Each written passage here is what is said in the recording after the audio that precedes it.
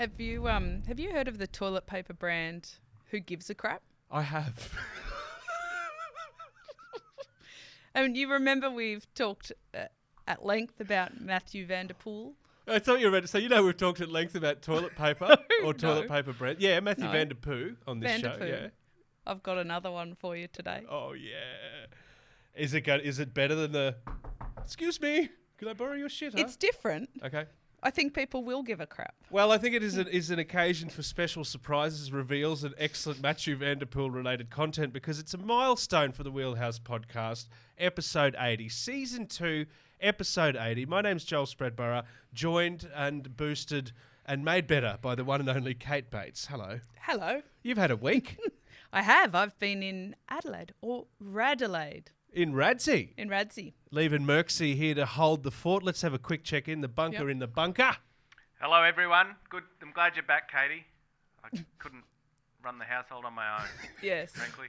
We're seriously though, Kate. We're so happy you're back. Please, yes. Please don't leave us again. Well, I was looking after 4 children and 1 dog. Yes. Ooh. Yes. The dog isn't ours. We borrowed a dog. You borrowed a dog? Just cause. It's a beautiful dog. I'm going to add that to the rundown. Cocker spaniel named Freddie. Borrowed dog. Yeah. Skate about borrowed dog. It was 38 degrees outside the velodrome in Adelaide, which made it about 42 degrees inside. So I feel like this is positively fresh. Oh, it's chilly in here. At 33 degrees. Yeah, so much so that I'm actually wearing my riding gloves today. It's Pray quite tell. chilly. I've bought my bike in today, Catherine. I was going to ask you to appraise my racer. Service it's a little bit old. or appraise it? If you want to throw in a service, it'll save me a couple $100. I'm trying to decide whether it's time to buy a new bike. So we're going to talk about when is the time to look at a new bike or a used bike or whatever your budget allows. But we're also going to wrap up Kate's time in Adelaide and, of course, the Track Nations Cup. Big cyclocross news, big names happening. But should they even be there? We're going to get into that as well. Also, a piece of cycling merchandise that you'll be desperate to get your hands on, but probably won't want to actually use. You're going to find out why. And a life-size doll of one of our favourites. That's all coming up, isn't it, Catherine? It is. We have the piece of cycling merchandise on the set with us. I can pre-confirm before we chat, we do not have any life-size dolls. Not on set? Not at all. Oh, sorry. I didn't read the update in the script. Don't tell them about Not your at collection. our house. Okay. Oh, heavens. No Good way worries. to start. What an episode. Number 80. If you're still here after 79, you've come to expect this. And look, it's lovely to have you along. Thank you if you've been here from the start or if you've just arrived. Please stay. I promise it gets better. Look, like, share, subscribe. Let's go to Adelaide, Kate. Track Nations Cup. Now, the first thing I noticed, and kudos to you because you did a great job commentating, but you were also like the official social media person for the tracks because you were just everywhere. And among the many wonderful pieces of content you got was a real up-close and personal look at some of the tech, some of the gear. Whew. It did. It's beautiful gear. And it was a bit of a fine line. I mean, I have a media pass and when bikes are in there, you are allowed to go and look at them. Sometimes they do actually cover inside the velodrome, cover bikes up with towels or cloths if they don't want you to see it. Like state secrets kind of thing. Yeah, but there is some etiquette around it. So I did say to the Australian team, would you mind if I take some video of the bike and I'll be getting up pretty close because you can also see gear combinations which some teams may not want you to. But they were great about it and they've got a new Factor bike. Okay. It's so nice. The Aussie Factor bike. Now, you've described it as a tech arms race. Oh, it is. I was trying to find out some tech budgets for the teams. Yeah. They're all behind NDAs. Oh, really? Yeah. Yeah, but it is big money. I mean, each of these bikes costs, if you look at the big cost with all the components, around 60 grand. Plus or minus, some more. And the research and development to even get to that point, it's just phenomenal. It's a huge cost. Is this look? And I'll look at the sport of Formula One. How a team like a Ferrari has the resources to build a car every year, or a Mercedes that is going to be better than a team at the other end of the constructors. Is that an issue that we're looking at? Like, is there talk around a cap, that kind of thing, so that the finance teams don't just have streets better bikes on every turn, basically. Yeah, it's a major concern in terms of availability and equity. Yep. I think we had a couple of riders there from less developed cycling nations who were riding bikes that are commercially available but might come in, around $5 or $6 grand versus the 65 plus the R&D budget that's been put into it. So it's a massive issue. And this is what the UCI tech regs around commercially available is supposed to target. But they take the mickey, and the UCI lets them, because to me, commercially available doesn't just mean available to buy if you're a billionaire. It needs to also be accessible, and it's not. Some of the bikes cost more than the entire budget of some of the smaller nations' whole track program.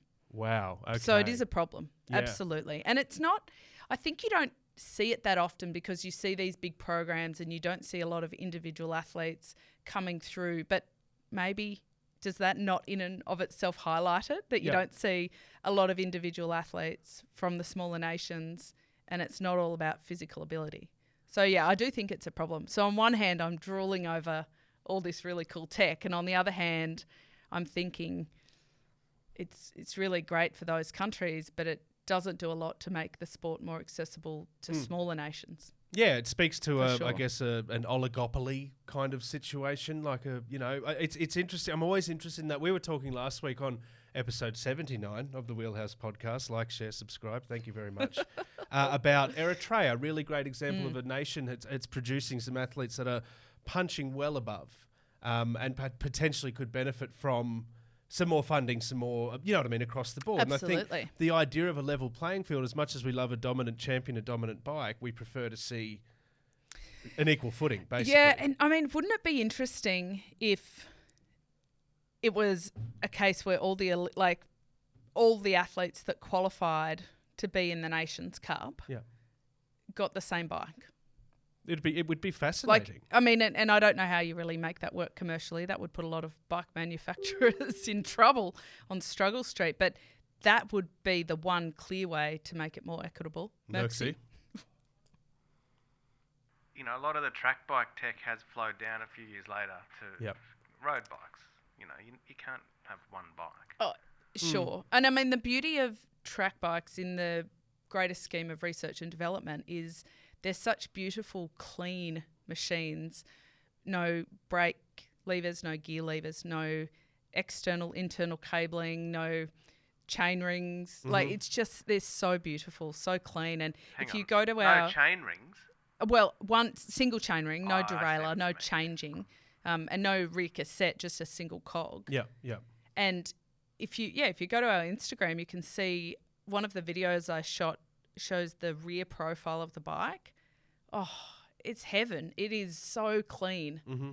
It really is. And so they can almost have the absolute best of best aerodynamically and tech, and then from that they build out road bikes, and they know what optimal is, and then they can work from that. So greater scheme for the industry, yes, but it's no use, like to your point, Merksy, it's not really a lot of use if the Eritrean team has access to these bikes 8 years after the Brits. Yeah, exactly, because that doesn't level the playing we're field. talking annual, like the teams that are able it tends to be Olympic cycle. Olympic cycle. So one or two Olympic cycles. So they only had 2 of these factor bikes there, and they're beautiful. They're painted with a Shirley Sutton design, a beautiful indigenous print, and lovely. They just look so beautiful. Okay. Because the old bikes were Argons, and when they came out, everyone was like, oh, drool, they're magnificent. But they now look like so out of date. Yeah.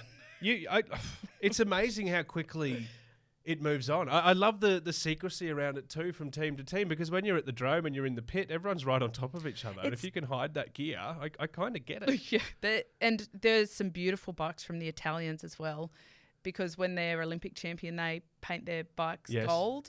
Australia doesn't do that, but I love that the Italians do it. It's almost a bit garish, but they throw it all out there. But as somebody pointed out to me, that kind of paint is really heavy. So it looks great, but arguably it doesn't add to the performance of the bike at all. Unless it's Ganna, in which case he could be riding on a scooter. He's gonna win anyway. Yeah, isn't he? Hello, Mercy. A few people messaged on the socials, Katie, and wanted to know why they can't air condition the velodrome. What a question. Well, they can, and they do everywhere else in the world. Yeah. We just don't in Australia. I thought it had to do This with the came hard up. wood. No, I mean, in Australia, because of our conditions, we have pretty fast velodromes anyway, and they have to care for that and keep the temperature controlled to a degree. And the design of the velodrome ensures that, the roof hangs down a little bit, so there's not a lot of direct light coming in. But in Europe, they have to air condition them because they have to heat them. Yep. Because, like Berlin, for example, that velodrome is almost underground. Little chilly. Because it gets so cold that otherwise it's just too cold. But they've chosen not to in Australia. I don't know. I've heard a whole heap of different excuses, but ultimately, or maybe not excuses, reasonings. But I think ultimately, at the end of the day, a fast track is a good track. Okay. And a hot track is a fast track, which is a good track. But there's not the obvious thing, because we obviously, the Animeers Velodrome, great example in Brisbane, they turn the fans off because that little bit of push can have an impact on you times. You can't have, they have fans that are, the brand is literally big ass fan. That's what it's called. Not even, this hasn't been wheelhoused at all. That's actually what it's called. That's actually what they're called. But you're not allowed to have them on for timed events because it creates airflow. Same with aircon? That could be... Like, is that a measure? No, I mean, not if it's installed properly and designed properly, no. But you can imagine it would be very expensive. Yeah, true. Both in the installation and the upkeep. And, it would have an effect on the timber, which has to be considered. But it's possible, but we just like our tracks hot. We like it hot. I tell you what, I loved it hot when we recorded there last year because it was about 600 degrees and I wasn't feeling 100%. It's like, no, why would I want the fan on? I went to the truck at the velodrome in Adelaide that had that had big bags of ice, and I took like a 5 kilo bag of ice and walked around with it for about half an hour. People were like, "What are you doing with that?" I said, "I don't know. At this point, I'm just hugging it." I was like, "I'm so hot though, I don't know what else to do," and I put it on my plastic chair. Yeah. I actually think I put this on a little Insta video. I put it on my plastic chair and I sat on it for a while, and then it started leaking everywhere and it totally looked like I'd wet my pants. And I didn't care because it was too hot to even care. You don't care in that heat. No. So, it is actually hard on the riders. Like, whoa, they were sweaty. They were sweaty, and that's why it's worth, I guess, celebrating those who did beautiful work. But let's start trackside, because among the many videos, I loved your bike checks. And it's so good to see, like, I don't have the technical knowledge that you do, but seeing that engagement that you get with that. And you were like, you were like my niece Bronte when she went to Harry Styles' concert and she did a FaceTime call to me from the gate. And she's like, I was like, I don't know what you're saying or where you are. I'm not even sure who you are, but thank you so much. I can tell you're pumped. And that's what that was. But you weren't the only one. Some of the signs up in the... Now, you would have loved this because one of your best... pastimes in commentary is nicknaming and throwing out the odd pun. Yes. And you met a couple of like-minded souls down in Adelaide, didn't you? I did. I could see them from our commentary spot, and I thought, these guys have got a bit of spunk. Like, I have no idea who they're supporting because they were yelling so loud. But I was like, I want to go and meet them. And as I got closer, I'm like, I recognise that fella. So the one that was holding the signs and making the most noise was a guy by the name of Tate Ryan, who was the junior world kilometre champion for the Aussies. So I was like, as I got closer, I put it all together, and he had two of his mates there that were local riders, and one of them was volunteering. So it was great. Yeah. And I don't know if one of them works at KFC, but they'd gotten a KFC chip box and nugget box and written signs on it for their mate Will Holmes, who rides for Hank's team for ARA Skip Capital, but was riding with the second Aussie squad there. Yep. Because normally at a World Cup you only get one team, but because it was an Aussie World Cup, they let us have like sub-teams. So we had two. And his name's Will Holmes, and so they went for the puns. We had, the first one was Go Big Willie. Okay, yep. Funny. Yep. And then Bring It Holmes. Bring it. and which is also very funny. But then I didn't sleep that well that night. Okay. I was lying there thinking of puns. Yeah, I get it, yeah. I was like, oh, what else could they have done? So It's an affliction, isn't it? Where there's a will, there's a way. Yeah. That was one of my favourites. I love I've that. got a little bit of a list here. Oh, great. Yeah, yeah. Do we need some music? But actually, well, Holmes alone at the front. Holmes alone. Do you get... No? No? Holmes, Sweet Holmes Holmes, stretch. Sweet Holmes, yep. Oh, stretch, He's on sorry. the Holmes stretch. Yep. Yeah. That's it? Yeah. Wow. Okay. All right. I was really No, I'm making looking myself- at the rest of my list and they're pretty bad. Oh, wait. No, here's one. another Okay. Willpower on display. Oh, there you go. All right, let's leave it at that. That's a good one. End on a high. Thanks, Mercy. I agree. I've just thought got that one. you guys I've got might one for have his some. opponents. Don't touch Willie. There you go. Moving on. So well done down there, and great to see the gear on display. You're doing a great job. Scotty McStory and the crew, all in there, carrying around, sitting in buckets of ice to get the job done. I was the only one who did that, but, they're lots. Watch that now be a thing everyone does next year. Hello, Merksy. Kate, you got to mention Joshy Tarling. Yeah. I met Joshy Of Tarling. course. Thank you, Hello, Merksy. Father Michael. Hello, Mother Dawn. I met your Wow. boy. Embarrassed myself thoroughly. Please retell. There he is. Look at him. Look at that. There he is. He's Very tall. Tall timber. He could be a He's line-out very jumper. And I'm on my toes too, because I felt so little next to him that I was like, this is awkward. Yeah. But I really wanted to. I really wanted to go and say hi. I just felt like I was a friend of the parents, and I. Is that Shoot, how like- you do it? Say, hey, Josh, sorry, I'm just mates with Michael and Dawn. Well, I did. Yeah, did you? So, but I went over to the pits and he was getting ready for the Madison final, and I was a bit like, oh, I don't want to disturb him too much, but I am not leaving without meeting him.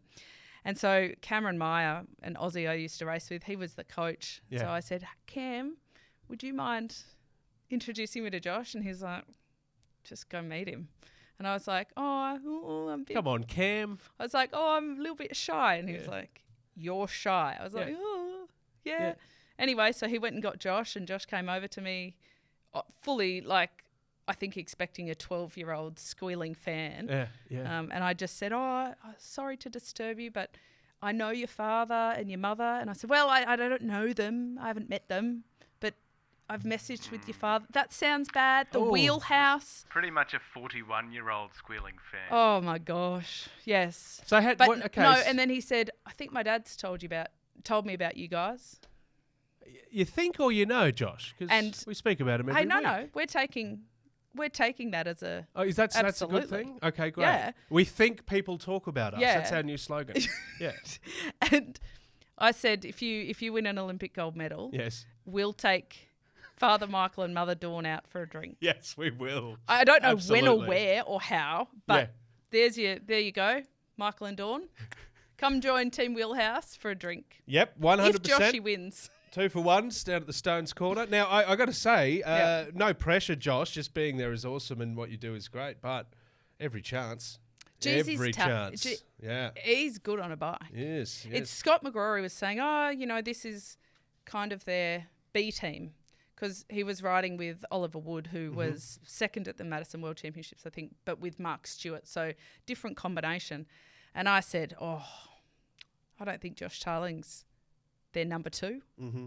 And, he's all stats. He was like, well, look at these statistics from these Madisons. And I said, yep, but all that aside, Yeah. I said, we've been watching him at the Wheelhouse for 18 months now. Without him knowing. I know. Yes. I was like, I'm telling you. But no, he rode beautifully. Yeah, that's awesome. So- And look, we're not a news service here. You can look up all of the We're not. results and who did what. But I'd love to just get your top of the pops. For My the top week. of the pops, I have 2. Yeah. One is Ali Wollaston from New Zealand. She was unbelievable. So She's had a pretty decent trot, Ali. she won the first World Tour race, women's race of the season, Yeah. stage 1 of Tour Down Under. She won the team's pursuit. She won the elimination. She won the Omnium. So a bit of a trot. She's had a fair bit of a She's trot. amazing. Yeah. She's a really cool, exciting rider to watch. So I love that. She's had a gallop. It's not even a trot. It's No, a gallop. it's Yeah. a gallop. And also the Aussies, Alex Manley and Georgia Baker got second in the women's Madison. But I saw Georgia afterwards and I said, you rode so well. And she said, we weren't sure how we were feeling going in. And it's interesting that she said that after the race, because watching them, they rode differently to how they normally do. But why it was so good for me is their skills. Mm-hmm. Like Georgia was finding these gaps through the bunch like she was a piece of cardboard. Wow. Like there was no gap and she would quite seamlessly find it. And it was, for me watching them, this real another step up. I mean, they were second at the world, so it's not like they need many steps up. But it was just really impressive. It's incredibly courageous too, I could say. Every time I see the drome, Well, and then there was a team from Japan. Yeah. Something Dreams, they called themselves. They were a trade team for Japan. And they won the sprint second and third in the Kira. And like they did really well, but they were so polite.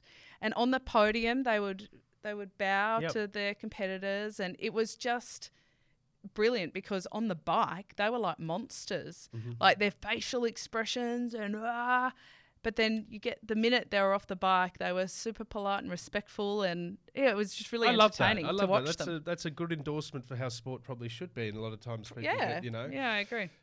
Carry on a little bit off the track, not naming any names. Excuse me, a little bit of a cough there. Hello to Joshy Tarling and to everyone else that was down there. Catherine, beautiful work as always, and thank you for the social content. I'll give Merksy a shout out too, a little peek behind the curtain here, that there was a lot of back and forth over what we wanted and how it would be done, and you were executing beautifully. Merksy was setting it up beautifully. Merksy pulls the strings. Just really lovely work all around. If I may give us a shout out on our own show. If we may get pat ourselves just on the a back. quick pat back. Now let's go to the cyclocross worlds, because I love it when a dominant champion is so dominant that second place is forced to say, well, look, at least I'm the best of the rest. And that's exactly what happened in the women when Fem Van Empel went absolutely ballistic, and Lucinda Brand had no choice but to say, well, I'm great, but there's Fem. Then there's the rest of us, basically. There's Fem. Yeah. Second year on the trot for Fem Van Empel. And look, she did everything right, and she won really quite easily. The Netherlands ended up getting top 4 on the podium. Yeah, so Lucinda Brand was second, Puck Peters was third, and Celine del Carmen Alvarado, who's been world champion before as well, she was fourth. A dominant show from the Dutch ladies, but from Fem Van Empel in particular. And she did, as she came up to the line, like she had so much grace when she was winning, that she did this like a cycling version of Leighton Hewitt's. Come on. What was that? What was Leighton Hewitt doing? He used to do that. Was it just come on? Did somebody do like the chainsaw or Peter something? Siddle, the Australian cricketer, used to he was do the a bit of a chainsaw thing. Well, she did this like boom with her hands. Oh, cool. Yeah. And at least that's the sound I heard in my head watching her do it. That's awesome. Yeah. Here comes the... Yeah. Insert sound, yeah. Yeah, That's it was really awesome. cool. I want to see that more. I want to see it. Look, fitting finish. What was that, 18 wins or something for the year? Like a ridiculous amount of victories. Ridiculous. So, like, this She's was only the 21, so nearly older than she is. More wins than age. Look, it was an anointed win, but she still had to get it done. And obviously the field was a stacked field. And I think the name Puck Peters, we're excited about the name, but I do think it's a name that we're going to continue to be talking about because... is outstanding. Now another name. Sorry. I was going to very quickly say we love the name Puck. I just love the name. But there was a fella at the World Cup and his name was Clever, and I thought that was very clever of his family. Sorry, how dare I interject? What a smart name that is. We love Puck because it rhymes with truck on the Wheelhouse Cycling Podcast. Now let's go to the under-23s and a name that we. Are very used to hearing in the female side of the under-23s, of course, Zoe Backstead. Yeah, she won easily too. That was kind of expected, but it was good to see that come fruition. Yeah. Come to fruition. Yeah, that's it. You still have to get it done. You still have to turn up and get it done. Well, we had in the elite women, Fiona Morris, an Aussie rode, and she came 39th. Yep. Well done to her. She got it done. A lot of DNFs. Hat tip. But... no DNFs from the Aussies. And look, a DNF, let's be fair, compared to other disciplines, a DNF is pretty easy to come by in the cross. A did not finish is very easy to come by. Very easy to come by. Unless you're Wout Van Aert and you're happy to sit on a seatless bike. That's okay. Okay, moving on. So we spoke about some Aussies. Let's stay with the under-23s because there's a name we were getting excited about on this program. Sophie Sutton rode in the under-23s for the Aussies, and she did a great job. She was in 31st. Nice. So also, and I'm pointing out not a DNF because we've had Aussies go over there before and it's so difficult and the conditions are so tough that it's actually taken a few years for the Aussies to really build on their skills. Yep. So all the Aussies did great. So she was 31st. So well done to Sophie. I think a DNF in like Everest context in this discipline is you're still getting beyond base camp. I think so. And we had some of her family and support crew on our Instagram. Yep. Because she also had a GoFundMe to go over. So we've chucked that up as well. Brilliant. You can go, check Sophie. that out. Well done. Under 23, she'll be back. Oh, she's got lots of years to improve. Years ahead of you. And look, happy to support these various campaigns. You can too. Like, share, subscribe, tell everyone you know. Max Hobson, there was some excitement in this particular bunker there as well. And also one of the great names to come out of cycling has to be Finn Kane. Finn Kane. It sounds like a movie, like a character, like the Finn Kane series of books written by like Jeffrey Archer or something. It honestly is like a protagonist. It did. I actually wrote down at first Kane Finn. Okay. And then I was like, that doesn't sound right. Finn Kane. Yeah. Yeah. He's great. He was 56th. Max Hobson was 54th. They did a great job. They've been producing some cool little videos like showing their adventures in the snow. It looks wild. Love that. And let's mention to Max, well, not to him. We'll get him on the show and mention it to him, but about him for the moment, that he's been in the discipline for a very short space of time as well. Like less than 2 years, 1 year and 9 months, I believe. It's going okay. We've like inadvertently just become like the unofficial fan club of Max Hobson. Mate. We are going to get him in here. Yeah, he's coming on. He's a Brisbane local, yeah. so we might have to kidnap him for it to happen. Merksy, are you on it? Yeah, Maxie? Yeah, no, I'm on it. I'm in these DMs. And also, seeing as though while we're on it, Merksy, we're obviously going after Josh Tarling. We'd love Will Holmes as well, Fem Van Empel, Zoe Backstead, and Finn Kane. But will we get him? Will? I don't know. Where there's a will, as they say. Let's just get Peter Sagan first. Yeah. There it is. Priorities. Well played, sir. That's the Peter Sagan mention for the week. I thought that was very, very deftly done. Now, Mathieu Van Der Poel, we're going to speak about him and a particular exciting piece of product soon. But before that, let's talk about him there and get into this bigger issue of dominance and domination, because there are certain riders on the men's side and the women's side, but let's focus on the men's side for the moment, that basically make everyone else race for fourth when fit and able. Well, that's it. So, I mean, he won his 6th world title. He won his first back in 2015 on a similar course, same place at Tabor, but they changed the course slightly this year. Now, they're saying that this will be his last trot on the cyclocross course, that he'll now go and focus on road and mountain bike, maybe. So I think that's quite fitting, isn't it? Like to bookend with world champion stripes in the same place. Very neat. It's neat. It is very neat. But the kind of conversation that's emerged after that is both Van Der Poel, Van Aert and Pidcock were huge draw cards at the cross over the winter. Like lots of people coming to watch them race. For the most part, people couldn't tell you where anybody else finished. It wasn't about that. It was about these rivalries.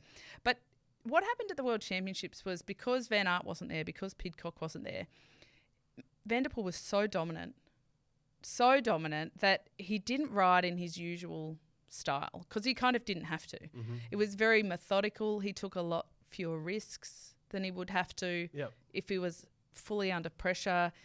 And so it wasn't... So the spectacle diminished. Well, yeah. I mean, I guess that's the point. Like, what do fans want? Do fans go to racing knowing that there'll probably be a predetermined outcome but just wanting to see them race anyway? Or do they want to see the joy in watching them battle head to head and you don't know what the outcome will be?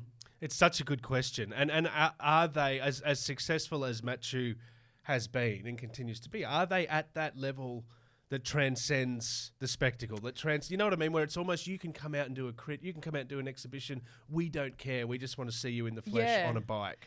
And it's made me think, because for the most part for me, even though I have my favourite riders and I love their style and I love seeing them win, and more so when you're personally connected to somebody, when you know their story and their history, you want them to win more because you feel like they deserve it. But I actually prefer the really tight competition. Yeah, it doesn't really matter who it is. It does get a little bit dull when somebody's just dominating the whole time. Mm-hmm. You are less inclined to turn it on and watch it on the TV when you kind of know what the outcome will be anyway. Yeah. It's like every time the Brisbane Broncos play Parramatta, I'm just like, oh, look, I'll watch it. But it's not remotely like that, I know Joel. the Eels are going to get hammered, but that's fine. Oh. You know, I can do it. I can feel a State of Origin or a NRL series bet coming on. A season-wide bet. Oh, it's on. It's happening. How dare you slander the Parramatta Eels? I've done it here, and you can join me. Look, okay, I want to add to this argument because there's always the thing of, why don't we remove those three from the sport to make it better for everyone else? The other argument is the live golf argument, where it's like, why don't we enhance the ranks so that those three have more competition beneath them? Oh, that's much better. That's the other point to that. Yeah, I mean, I see the argument. I think it's a great intellectual argument over preferences. Is it possible, though? But I don't think it's a problem to fix. I mean, there's a lot of problems that actually need fixing. Yeah. I don't sock think height this is and one. the like. Yeah. I don't think this is one of them. Yeah. Nor do I think sock height is one of them. But wait, hang on. Is sock height off the list? Well, I think you can wear whatever socks you want, is my point. Good point, yes. Like, they're putting the effort into fixing the height of socks, but I don't think that should be a priority any more than I think this should. Okay. Well, look, love it while you can, because MVDP is ridiculous and proved it yet again. Well done to Maxie Hobson, hobbling over the line. Well, not hobbling. He was doing really well, but we'll work on his nickname, 54th place. Really, really well. Now, we're talking about Mathieu Van Der Poel on this show. Now, Kate, you have brought something in today that's just a tiny little bit special. I have. Now, I feel Merksy, like... let's get the camera, nice and close here. I feel like I'm on like one of those game shows. Oh, like Sale of the Century. Yeah, like where you have to wave your hand. No, so I picked these up from Bike Bug. They're very, very cool. So Vittoria tyres are very well known, but they can brag that in 2023 they were the most winningest tyre. Okay. And yes, that is a word. Because they won Milan-San Remo, Paris-Roubaix, the Giro, the Tour, the Vuelta, and the World Championships. These tyres. Those tyres right there. Not these tyres. Those exact tyres. But a replica of these. Yeah. And so what they've done is they've put out like limited edition. So they've made 2023 I like that. different sets. Yep. And they've made them gold. Okay. Hold it down. So a little bit... Look at that. Little bit down, yeah, there fancy. Oh, there we Oh, go. to your left. Yep. Just Little getting out. bit. For those listening on, we're just trying to get them into the Yes. camera shot here. You'll be able to see There it on we our go. social media. Should have rehearsed this. That's all right. But they're... Hang on, what's that word, Mercy?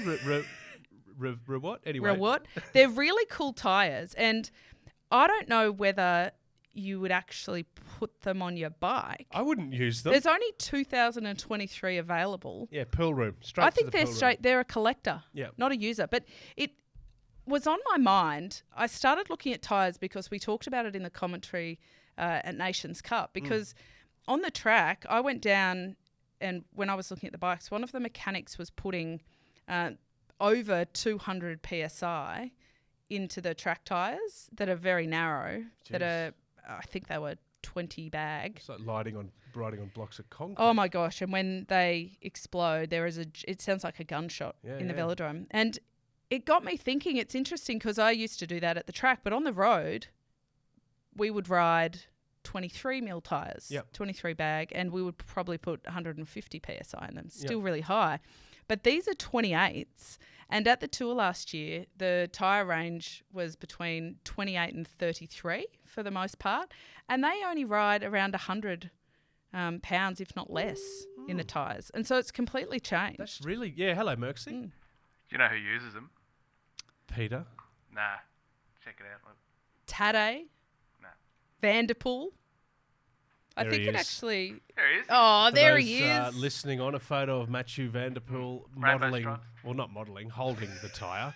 He's not wearing it, Joel. He's not modelling it, but he's holding it and pointing at it. Okay, Well, if his endorsement is pretty good for me, that'll do. it is like back some years ago, you would never have bought 28 bag tyres Yeah, for your road That's a bike as a huge high change. performance. Yeah. So that these have now won all of the Grand Tours, the World Championships, Yep. Milan San Remo, Paris-Roubaix. Like, it's quite a remarkable change in technology. Yep. And they're very cool. That's I'm remarkable. throwing them on the tarmac after Yeah. the show. Oh, they Can I would do look that? very fancy on Do the a quick, tarmac. quick couple ups and downs over the Gateway Bridge Yep. in Brisbane, Merksy. Let us know because I tell you what, seeing Van Der Poel. Well, Are we allowed to do that? I don't know.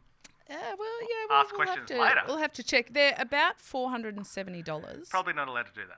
Hang on, I haven't got a calculator with me, but that in my head would actually be $427 if you used code Wheelhouse. That's right. That's pretty If good. you're going to use the code, Yeah. use it on one of the big tickets, Oh, right? yeah. But they're really cool. It's very cool technology. And, I love a deep dive into tech and stuff, and I found a new term. If you know what this is, Go then on. maybe I need to do some more learning. Electrical vulcanization, Oh, yeah, that's the rubber. right? I've read about that. Okay, so I then went, what's that? And it says it involves using electrical energy to chemically transform rubber, making it more durable, elastic, and resistant to environmental factors, Okay. which means less flats, Oh, okay. right? Because and it's different from traditional vulcanization by how the heat required for the chemical reaction is generated. That's really interesting, that sort of tech. Can I just say, first I thought it was something from Star Trek, vulcanization, but that's all right. I've got my old bike here. I bought it in today. I've had this for about 7 or 8 years. I got it for $200. These are not going on there. Oh. Okay, next question. This has a set of at the time were all the rage, the old puncture-proof tyres, which cost a little bit more, but the Right. puncture-proof numbers. How heavy are they? This bike is the lightest bike I've ever had. I'm going to, Merksy, if you don't mind, this will probably run riot with our audio, but just quickly, I'm just going to take it over to Kate. Oh, All right. So you're wheeling it over to me, getting but up. I'm wondering what for. What do we? I want you to lift it up. And Oh, you want me to lift it up? and then have a look at the All right. puncture-proof tyres. Hold on. Get back over to your microphone. Oh. Is that heavy by your standard? Yes, That's heavy. very. Wow. Okay, so for $200 7 years ago, my question is it time for an upgrade? Because it still rides very quickly. It's pretty well put together. One of the valves has come off the tyres, the inflation point. That has a little Cresta, whatever it's called. Yep. Presta. That's come off entirely, but it still Okay. holds. It still goes up and down. You'll Yep. notice the handlebars have been covered with electric tape. I did notice that your handlebar tape needs a bit of work. Look, I love it. Get out on any bike you have. If Yep. it's light for what you've been riding, that is absolutely fantastic. By industry standards, it's not a light bike. Yep. It's a very heavy bike. Yep. But again, what does it matter? Okay. I mean, seriously, like, unless you're going to, count calories to be 5% body fat and you're racing up climbs, and I think we can over-focus on No, I agree. the weight. And at any rate, I did learn, actually, while we're talking tech, I'm going to tell this story. So at Cadell Evans Great Ocean Road Race, we were just talking a little bit of tech and talking about bikes, and I could build a bike. I mean, I don't know if I could with Di2 or with electric, to be honest, but old school way, I could build a bike from start to finish and have a fair grasp of all of the things that go into a bike. And when I was researching the tyres, one of the things that it says is that it's a very consistent weight and product. So all 2023 of them will be a consistent product. There won't be a big weight differential. Yep. I don't know why, but I just kind of assumed that. But no, that's a big thing.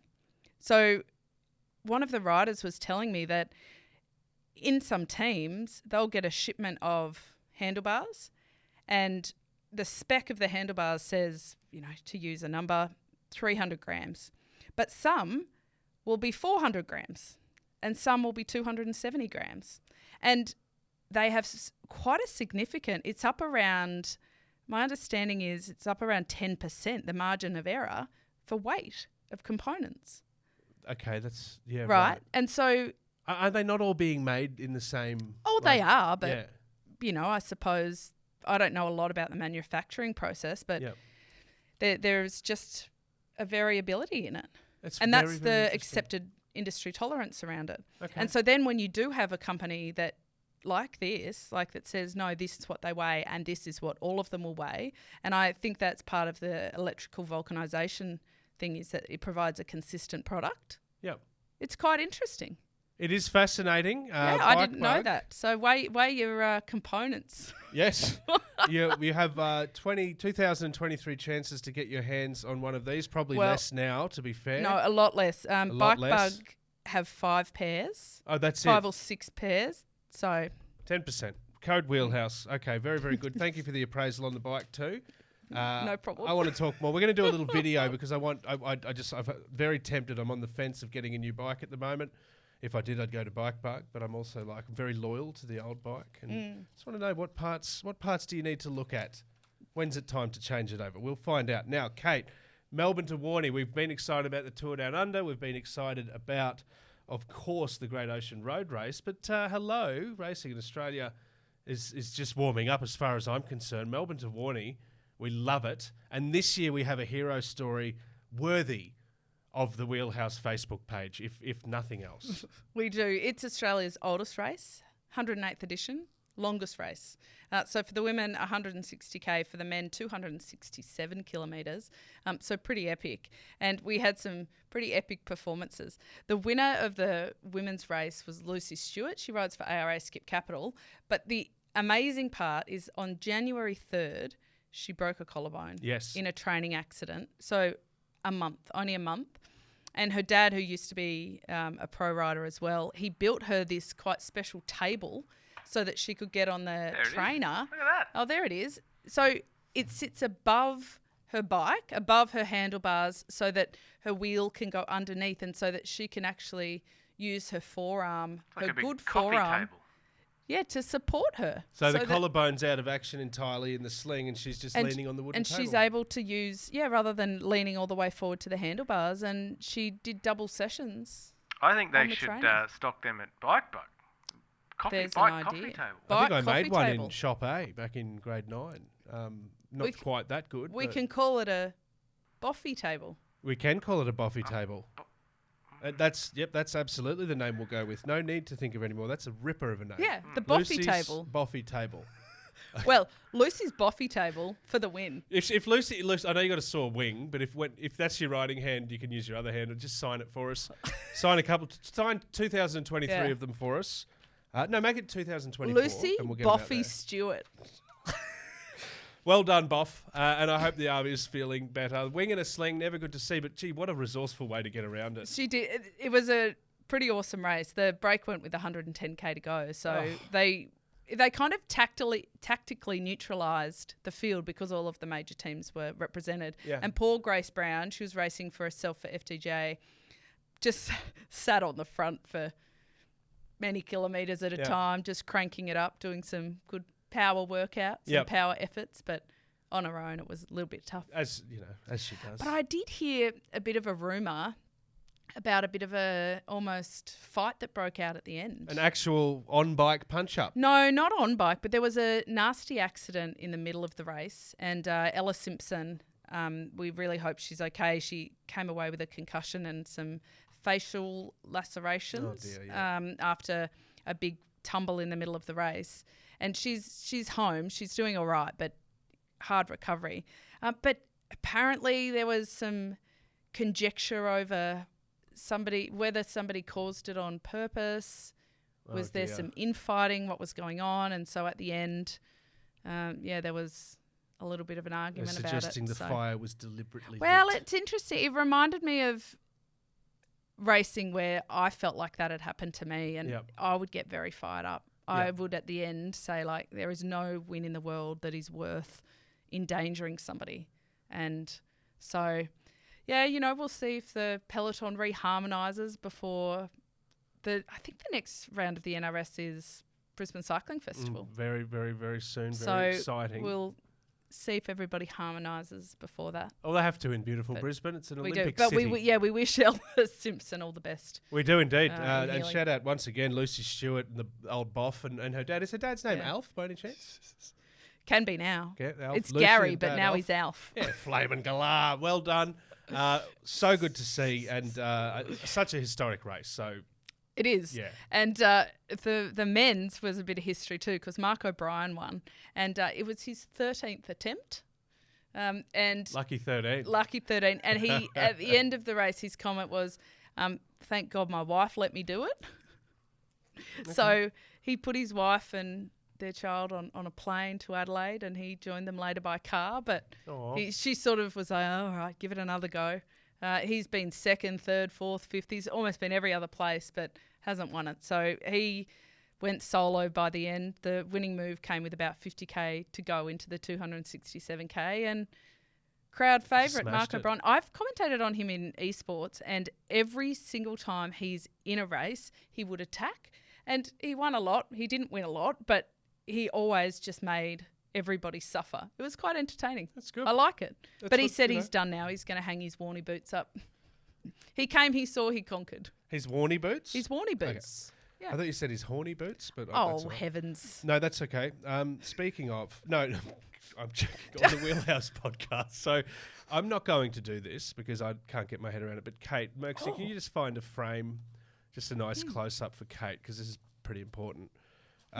Kate, yes, when Joel. you're ready and at your own pace and in your own time, can you please explain to our audience, including myself and Merksy, in the style of, I guess, an Australian medical authority, like a chief medical officer, like a Dr. Nick Coatsworth during updates during COVID. I do have those vibes, don't I? Yeah, absolutely. But what I want to know from you is, what's a fecal transplant and why is it being described as the new doping? Yes. Well, thank you, Joel. A fecal transplant is just as it sounds, where you transfer feces, poo, from one healthy gut into somebody's gut who is not as healthy. And what it does is it helps to build the good bacteria inside the gut, especially in the lower large intestine.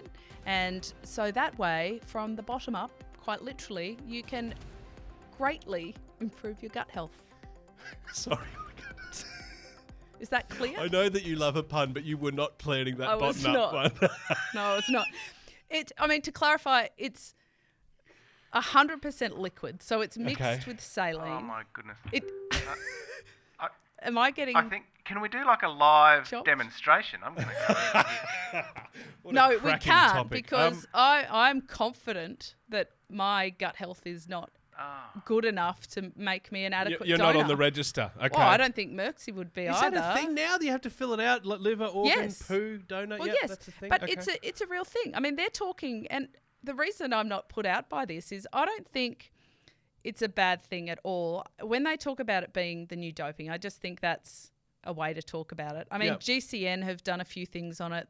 They're possibly more scientific than us, arguably. But it's been a thing that's been around for digestive health for a long time because there's one bacteria in particular, C. diff, which you kind of can't kill any other way. So antibiotics can't get rid of it. And when they do use antibiotics to try and get rid of it, it kills all the good gut microflora and makes you less healthy. But but being healthy, how is yes, you're going to perform better when you're healthy, but is it performance enhancing?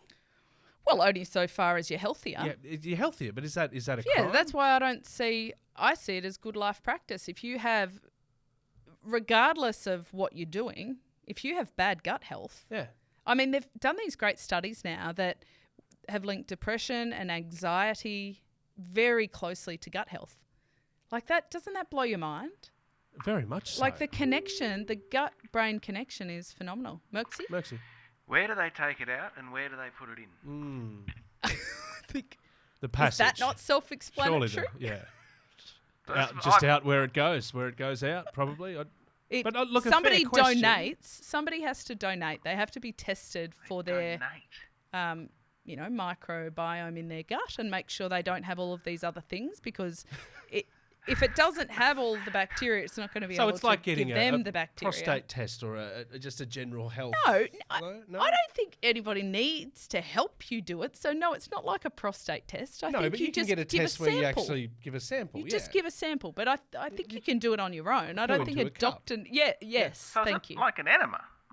No, No, not no. Well, no, like you just go in a cup. You just do a poo in a cup. Oh, which wow, in you itself is said a that on massive this show. challenge. Like, let's be In honest. a cup. You've got to be really Hold on, motivated. it's not a massive challenge. I mean, And then they get... let's talk about bowel health, people. Yeah. Because if you Oh, do it. like, by if all you means. want to do you know now in Australia, for men over 60, I think you will get a package in your mail. Well, that's with a fine. Yeah, container. great. Yeah, okay, but that's one way. That's the And same this way.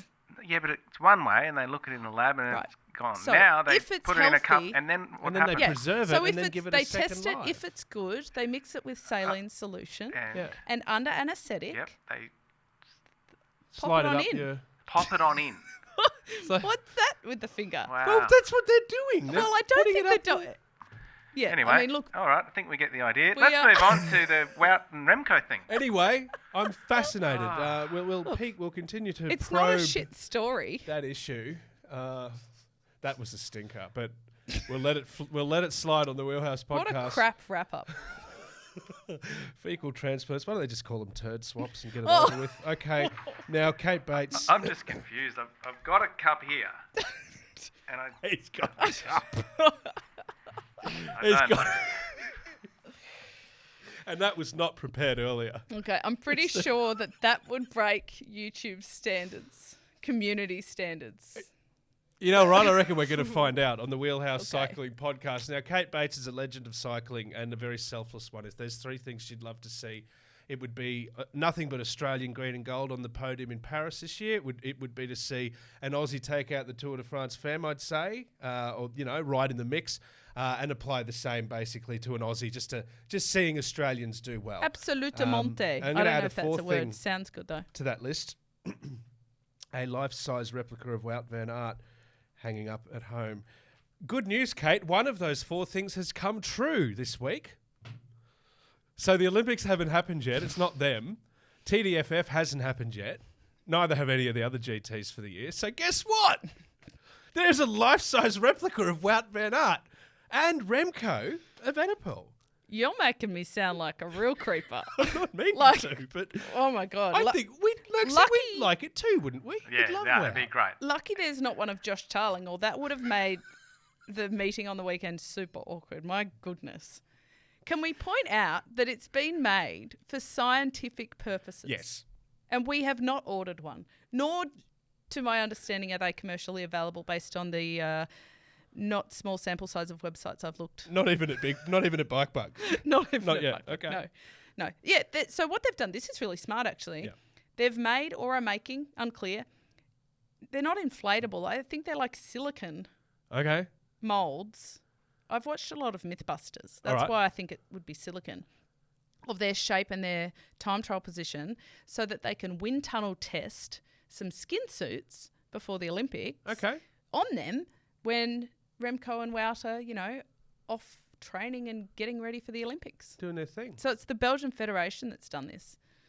It's fascinating. Okay, so BioRacer is the company that's doing it. the Aero suit by BioRacer. Yeah. And this is very, very slim margins, just getting that abs because we know how ridiculous that competition is. Okay, so this is just extracting the very narrowest of... Yeah, absolute marginal gains. So they're going to kit out the silicon models. Yep. I So it's like actually- a Ghost Rider. But can you imagine being the person, that's got to be one of the creepiest jobs in the world, putting the skin suit on Yeah. the silicon mold? Yeah, it'd be very, very... It's like an embalming. It's like a reverse embalming process. Hi, Merksy. I reckon the job of the cup is more of a weird job. The The- fecal Oh! transfer cup holder. Lecture. The cup holder, the dedicated cup holder. I love how say. you've painted it like it's someone's job to hold the cup. Could be. Anyway, I think this is a really very smart and innovative thing to do. It's fascinating, yeah. And they will be available for commercial, for everyday retail sales. God, You'll be I able to get them hope in your local adult shop. God, I hope not. How creepy would that be? Yeah, you hope not. Merksy, when's the Sagan one? Oh, yeah, I don't know. Yeah, that's probably I wonder more if the likely. Wout one has hair, though. That good hair. I guess not. It's Actual under a helmet. human hair. Oh, It's usually horse hair, isn't it? Wow. There's been a I'll lot try of some science on the show today, hasn't there? It has. Very sciencey. I don't know how scientific the silicone mold is, but No. Science, when science meets pornography. Oh, my now, I'm sorry, okay? No, cut that bit out. Don't. Now, Kate, just quickly, the tyre, the tyre. the gold tyre, Yes. 2023, 5 at Bike Bug near us here in Darra, Brisbane. Our discount would actually make it $423. Oh, down 423. from There you go. That's not It's a insignificant. bargain for the pool room. Sure is. 10% Wheelhouse code. Now, this is the Wheelhouse podcast. If you have stayed with us for this entire show, it's probably worth coming back again next week for It is a episode small miracle. 81. So, I'm Joel Spreadborough. Kate Bates. Yep. Thank you for everything you do. It's my pleasure. We've ordered the Yes, replica. It's on yes. its way. And if you need to know more about fecal transplant and how it can transform your life, I'm not your person. Go and see your gastroenterologist. Okay. What year do you reckon my giant Peloton came out? Just quickly. You just refused to touch it. You just Sorry. went to put your hands on I it. And went, did. actually. No, I'm going to say like late 90s. Okay. Check out our social media in the coming week. Kate and I are going to do a little bit of a when's it time to upgrade, renew, or of course just service your old bike. Let's get a Last photo week. of that. Look at those rim brakes. Like, share, Yes. subscribe. Tell everyone you know it's the Wheelhouse Podcast. It's always a lot of fun. I'll tell you what it's not. A news service. Thank you very much. See you next time.